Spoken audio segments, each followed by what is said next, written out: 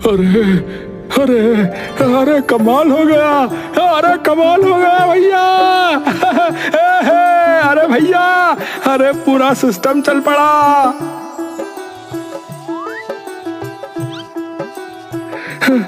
अरे भाइयों, अरे थारे पैर पड़ू मैं। अरे भाइयों, तू तो भगवान है भाइयों। उठ जा, अरे उठ जा निर्मोह। अरे पापा क्या हो गया? हैं? अरे क्या हो गया? अरे दिन चढ़ गया। अरे सांझ तक सोता ही रहेगा क्या? हैं? चल उठ। अरे नीचे आ जल्दी, दुकान खोलने का टाइम हो रहा है। चल फटाफट राई का तड़का मार के दाल छौंक दे। अरे दाल थोड़ी कम डालियो, इतनी ना चल रही आजकल। हाँ, परसों कह रहे थे आलू गोभी नहीं चल रही, कल कह रहे थे पनीर नहीं चल रहा तो उसे कम कर दे, आज कह रहे हो दाल नहीं चल रही, तो चल क्या रहा है फिर? अरे अभी तो दुर्गति चल रही है, बस दुर्गति। हाँ, कल को दिमाग भी चल पड़ेगा मेरा। क्यों? क्यों है? तुझे पता नहीं है क्यों है? अरे बेटा, कोई और शौक ढूंढ ले, क्योंकि यो ढाबा तो अब थोड़े दिन का और रह गया बस। हाँ पापा, वैसे तो सुबह उठ के चिल्लाते रहो कि जल्दी उठ जल्दी उठ, हैं? अब खुद ही कह रहे हो बंद हो जाएगा। अरे तो क्या कहूं बेटा, हैं? क्या कहूं बता। इधर आ, देख बताता हूं। यो है तेरा परदादा चमन पीला भोगराज, जिसने खाने में ऐसी चीजें डालना शुरू की कि पूरा गांव उनका दीवाना सा हो लिया। क्योंकि एक तो खाने में स्वाद बढ़िया और ऊपर से भोजन सबका स्वास्थ्य भी एकदम ठीक कर देता था। और बेटा, स्वास्थ्य, भोजन और स्वाद बड़ी मुश्किल से लोगों को एक साथ मिलता है बेटा, वरना तो तोरी घिया तो सभी बना रहे हैं अपने घर में प्रभु। और यो है मेरे बाबूजी, यानी तेरे दादा चकोर चंदन भोगराज। जब सभी हमारे बड़े दादा के खाने को इतना मानने लगे ना, तो बाबूजी ने यह ढाबा खोला, भोगराज वैद्य ढाबा, जहां लोग खाना खाकर अपनी बीमारी का इलाज कराते थे बेटा। बाबूजी ने तो ऐसा कमाल कर दिया कि उनका दाल चूरमा खा के एक अपाहिज इंसान चल पड़ा भाई। नहीं यार पापा, ऐसे थोड़ी होता है, ऐसे कैसे हो सकता है? अरे मान नहीं रहा है? अरे तुझे पता है हमारे घर में कभी किसी औरत ने खाना नहीं बनाया, पता है तुझे? सिर्फ हमने बनाया है। तेरी माँ ने तो रसोई में झांक के भी नहीं देखा, बता रहा हूं। बर्तन धोने और रसोई साफ करने तुम्हारी स्वर्गीय माँ नहीं आती थी? ये क्या अलार्म सा बज पड़ा क्या एकदम से? क्या हुआ ये? अरे हाँ, तो मैं ये कह रहा था बेटा कि उस चमत्कार के बाद तो ढाबे पे लाइन लग गई। हाँ, लेकिन फिर आया मैं, प्रभु भोगराज, और बाबूजी भी चल बसे उस वक्त। और उसके बाद तो बचा ही कुछ ना। जब से मैंने बागडोर संभाली, तब से बेड़ा ही गर्क होता गया ढाबे का। अरे पापा, वही तो मेरा सवाल है हमेशा से कि ऐसा हुआ क्यों? वो क्या डालते थे ऐसा भाई खाने में, और आपको क्यों नहीं पता उस चीज के बारे में? बोलो। अरे बताया ही नहीं कभी, बस इतना पता है कि कोई खास सामग्री थी जो किसी जगह से लाते थे जाके। अब मैं वो चीज नहीं ला पाया और धंधा धीरे धीरे ठप हो गया। तो फिर इसे बंद करके क्या करोगे? अरे वो छोड़, तू जाके दाल छौंक दे जा। पुश्तैनी दुकान है पापा, ऐसे कैसे बंद कर सकते हो आप? अरे बेटा, पुश्तैनी हो चाहे कल खुली हो, बिना पैसों के कोई दुकान नहीं टिकती है यार। यहाँ रहना तो मेरा दिमाग फाड़ देंगे ये। चलो रघु से ही मिलके आते हैं थोड़ी देर।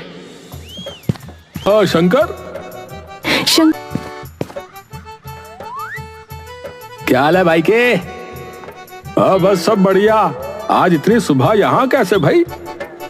अरे बस वही रोज की महागाथा यार। क्या हुआ है? फिर कुछ दिक्कत आ गई क्या ढाबे में? अरे यार, रोज का एक ही ड्रामा यार है। आज ये कम कर दे, आज वो कम कर दे, और आज तो कहते हैं कि कुछ और ढूंढ ले भाई। अरे जब खून में खाना बनाना है तो क्यों कुछ ढूंढूं है? भाई शंकर, तुम्हारा खाना बनाना तुम्हारे खून में था है? मतलब? अरे पूरे गांव को पता है कि तुम्हारा ढाबा तभी तक चला जब तक तेरे दादा थे। तुझसे मतलब? और तुझसे बात की क्या? अरे सच ही बोल रहा हूँ, मेरे पापा ने खूब कहानियां सुनाई हैं तेरे खानदान की। एक अच्छा भला चलता ढाबा तुमसे नहीं संभाला गया और अब मेरे पे चौड़ा होके दिखा रहा है। ए ढाबा चले ना चले, तेरी टांगे तोड़ के तुझे चलने के लायक नहीं छोड़ूंगा, बता रहा हूँ। हाँ अरे दिमाग खराब है तुम दोनों का, है फालतू की बात पे लड़ रहे हो। ए शंकर तू घर जा, चल मैं आता हूँ थोड़ी देर में तेरे पास। एक चाय कर देना भाई। जी भैया जी अभी करता हूँ। ठीक है। अरे बेटा कुछ खाने को दे दे, अल्लाह तुझे खूब रहमत बख्शेगा। मेरे बच्चे ने 2 दिन से कुछ नहीं खाया है, दे दे बेटा। अरे भाई एक गिलास पानी और कुछ मठरी नमकीन वगैरह देना। अबे सबसे पहले तो पानी पिला से, मुंह पीला पड़ चुका है, मर जाएगा ये। गरीब क्या हुआ, हंस क्यों रही हो? मर जाएगा बेटा, इसका इंतकाल तो उसी दिन हो गया था जब ये गरीब के घर में पैदा हुआ। ऐसा क्यों कह रही हो? क्यों कह रही हूँ, जिस बच्चे को एक निवाला भी खाए 2 दिन हो गए हों, उसे और क्या कहूँ। एक निवाले के लिए 2 दिन भटकना पड़ा, तब जाकर मिला। तो क्या करें ऐसी जिंदगी का। लोग कहते हैं कुछ काम कर लिया करो, पर काम क्या करें बेटा। बचपन से तो इस सड़क की मिट्टी खाकर बड़े हुए हैं, काम की तो कोई तालीम नहीं मिली, ना ही मौका। अब बताओ, ऐसे एक नहीं कई माँ बेटे घूम रहे हैं मेरे जैसे यहाँ। इसकी तो अभी सांसें चल रही हैं, पर जल्द ही ये कूचों के खोखले अंधेरे में ही मर जाएगा, क्योंकि अस्पताल कौन भर्ती करेगा। सरकारी अस्पताल ले जाओ तो हमसे पहले 100 लोग लाइन में मिलेंगे। किसी का डॉक्टर फूफा, किसी की नर्स मौसी, किसी का बाप कंपाउंडर, और इन सब की पहचान में दबा कौन? गरीब। और सही भी है, गरीब को तो भगवान ने भी नहीं अपनाया, तो डॉक्टर क्या अपनाएगा। अब मान लो ये दुनिया में आ भी गया तो पालेगा कौन। हमें इसकी खांसी जुकाम, इसका तपता बदन किसके पास ले जाएं? हम बस अपनी छाया ही दे सकते हैं ठंडक के लिए, क्योंकि ठंडा पानी, ठंडी दवा, ठंडी छांव, ये सब तो नसीब वालों को मिलती हैं। लोग कहते हैं बच्चों को पढ़ाओ, मैं कहती हूँ पहले जिंदा तो रख लें, पढ़ाई तो बाद में भी हो सकती है। ऐसे तपते हुए बदन से तो अच्छा है ठंडा शरीर बेटा, क्योंकि इस दुनिया में जीने का हक सिर्फ पैसा देता है।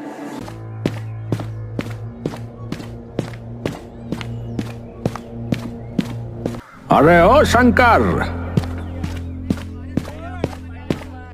नमस्कार मुखिया जी। अरे नमस्कार बेटुआ, नमस्कार। है अरे क्यों इतना मुंह लटकाए चले जा रहे हो, क्या हो गया, क्या हुआ? कुछ नहीं मुखिया जी, बस ऐसी। अरे क्या दुकान वगैरह में कोई दिक्कत विक्कत चल रही है क्या? अब चल तो रही है मुखिया जी, आपको तो पता ही है दादा के जाने के बाद क्या हाल हुआ है। हाँ वो तो है, तुम्हारे दादा और परदादा तो जादूगर थे भैया। अरे गरीब तुम्हारे दादा को पता है क्या कहते थे? क्या कहते थे? अरे मसीहा अपना भाई। क्यों? उन्होंने तो बस ढाबा खोला था। हाँ माना कि उनका खाना लोगों को ठीक कर देता था, पर गरीब उसके पैसे कैसे देते थे? अरे पैसे? अबे कौन से पैसे हैं? अरे तेरे दादा ने कभी अपनी दहलीज से किसी गरीब को उल्टा नहीं मोड़ा। हाँ मुफ्त में अपना जादुई खाना उन्हें खिलाया। तेरे परदादा ने भले ही खूब सेवा करी गरीबों की, पर जब तेरे दादा थे ना, तो लोग कहते थे कि उन्होंने गांव के किसी गरीब को भूखा नहीं सोने दिया। कभी किसी गरीब की तबीयत खराब हुई तो उसे अपना खाना खिलाकर ठीक कर दिया। ठीक है मुखिया जी, अब चलता हूँ, दुकान में और भी काम है। अरे कहाँ मर जाता है? टिकता नहीं घर पे? जा जाकर आलू गोभी में तड़का मार, और हाँ करछी अपने दादा वाली इस्तेमाल करियो। अरे आपको कितनी बार बोला है कि करछी पुरानी है, थोड़ी देर में ही गर्म हो जाती है। अरे तो कपड़ा ले लिया कर, हैं? तेरे परदादा और दादा ने उसी से खाना बनाया था हर बार। हाँ आपने भी तो उसी से बनाया था। आज इसे ही चला के देखूं क्या बवाल है ये। लल्ला, ओ लल्ला। कौन है? कौन है? नीचे देख लल्ला, नीचे। शंकर रहा है लल्ला, मैं ही बोल रही हूँ। हैं? पर तुम बोल कैसे रही हो? है कोई वजह, वो तुझे पता लग जाएगी। क्या ये क्या है? क्या है ये सब? ये सब हमेशा से था, बस तेरे बाप को ही ना दिखा। अरे पर ये हो कैसे रहा है? मैं सपने में हूँ क्या? ला पगला गया है क्या? ये कैसे हो पा रहा है? क्योंकि मैं एक ऐसी जगह से आई हूँ जिसके बारे में ना किसी ने सुना ना किसी ने पढ़ा। ऐसी कौन सी जगह है? और क्या आप पापा से भी बातें करती हो क्या यूं ही? लल्ला, अगर तेरे पापा से बात कर सकती तो आज ये ढाबा बंद कराने की नौबत ना आई होती। हैं? मतलब? तुझे ये पता है क्या कि तेरे दादा परदादा अपने खाने में ऐसा क्या डालते थे जिससे बीमार से बीमार इंसान भी ठीक हो जाता था? नहीं पता। क्या था वो? सप्तधारा रस। सप्तधारा रस? पर ये लेके कहां से आते थे? नीरमंडल से। ये क्या है और कहाँ है? कहाँ है ये तो नहीं बता सकती। ये जवाब तो तुम्हें अपने परदादा की किताबों में ही मिलेगा लल्ला, जहाँ उन्होंने अपने सभी खाने की सामग्री लिख कर रखी थी।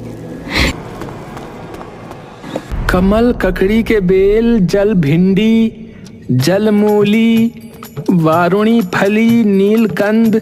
ये क्या है? क्या हुआ लल्ला? अरे मैं ये सोच रहा हूँ कि ऐसी कोई भी चीज हमारे पूरे खानदान में कभी नहीं बनी। मैं ना ये लिख कर दे सकता हूँ। दादाजी ने कभी ऐसी किसी चीज का कोई जिक्र भी नहीं किया। तो सोचो फिर क्यों उन्होंने ये सब लिखा है? क्या पता तुम्हें तुम्हारा जवाब मिल जाए। हैं? ये क्या लिखा है? पाताल से थोड़ा ऊपर और पानी के थोड़ा नीचे, जहां जड़ आसमान में होगी और पत्ते पत्तियां जमीन पर, वहीं जीवन मिलेगा तुम्हें अष्टभुजाओं को जीतकर। पता चला? पहेली का तो पता नहीं, पर जगह का पता चल गया। पर मेरा एक और सवाल है आपसे। पूछो। ये सब पापा को क्यों नहीं सुनाया दिखा? क्योंकि उन्होंने कभी देखना नहीं चाहा। उन्होंने सिर्फ ये देखा कि ढाबा अच्छा चल रहा है तो खाने का रेट बढ़ा देते हैं, और जिन गरीबों को तुम्हारे दादा यहाँ खाना खिलाते थे उन्हें भी यहाँ आने से मना कर दिया।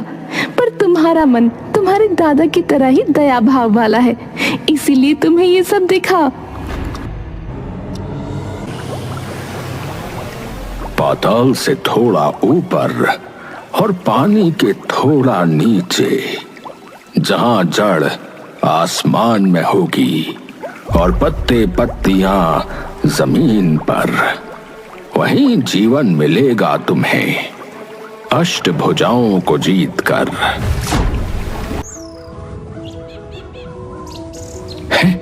ये क्या जगह है जिसकी हवा में भी खाने की खुशबू है? शंकर आगे जाता है तो उसे एक विशाल पेड़ दिखता है, लेकिन वो पेड़ उल्टा था।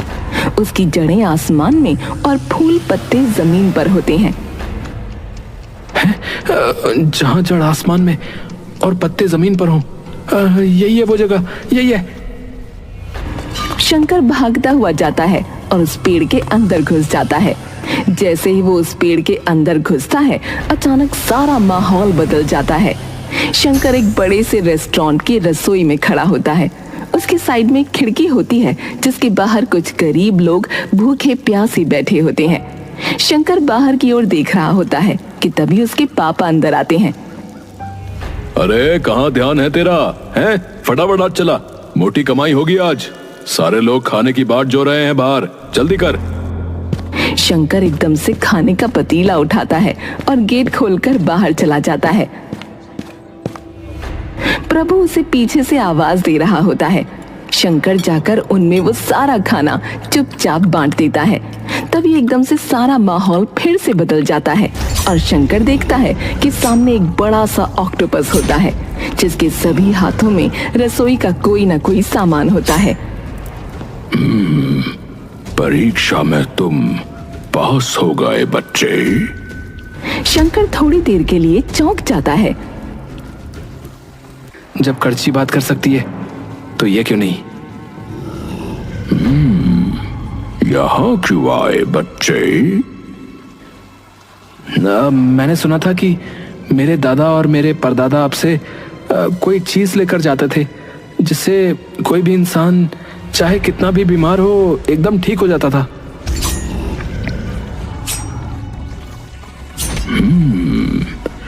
तुम्हारा मतलब सप्तधारा रस से है? हाँ हाँ, वही। उससे पहले मेरे एक सवाल का जवाब देना होगा तुम्हें। जी पूछिए। क्यों लेकर जाना चाहते हो ये रस? शंकर एक गहरी सांस भरता है। अपनी शांति के लिए। कल ना मैं ठीक से सो पाया, ना ही ठीक से कुछ खा पाया। मन में सिर्फ एक सवाल की, जिनके सिर पे कोई छत नहीं, क्या उन्हें आज रात कुछ खाने को मिला होगा? जिनके बच्चों के शरीर दोपहर में तप रहे थे, क्या उन्हें कोई दवा मिली होगी? या उनका शरीर एकदम ठंडा पड़ गया होगा? बस इसीलिए चाहिए, ताकि रात को वो भी और मैं भी चैन से सो पाऊं। ऑक्टोपस शंकर की ओर देखकर मुस्कुराता है और एक बड़ी सी शीशी निकालकर उसे दे देता है, जिसमें 7 रंगों का एक रस होता है। अरे ये कितना सुंदर है, पर इसमें ऐसा क्या है? जिसने ये जगह स्थापित की उसी ने इसे बनाया था। पौराणिक कथाओं में तो ये कहा जाता है कि ये उन्हीं तत्वों से बना है जिससे संजीवनी बूटी बनी थी। शंकर, तुम्हारा मन साफ है और वो जो रोशनी तुमने तालाब में देखी थी वो बस कुछ ही सच्चे संवेदनशील लोग देख पाते हैं, जिन्हें दूसरों का दर्द अपना लगता हो। शंकर चुपचाप उनके सामने सर झुकाता है और वापस अपने घर आ जाता है। सामने खड़े उसके पापा उसका इंतजार कर रहे होते हैं। अरे कहाँ डूबाया? अरे आप बड़े बर्तन निकाल के रखो, आज गांव के सभी गरीबों का भोज होगा। भोज होगा? क्यों भाई? क्योंकि मुझे अब शांति से सोना है।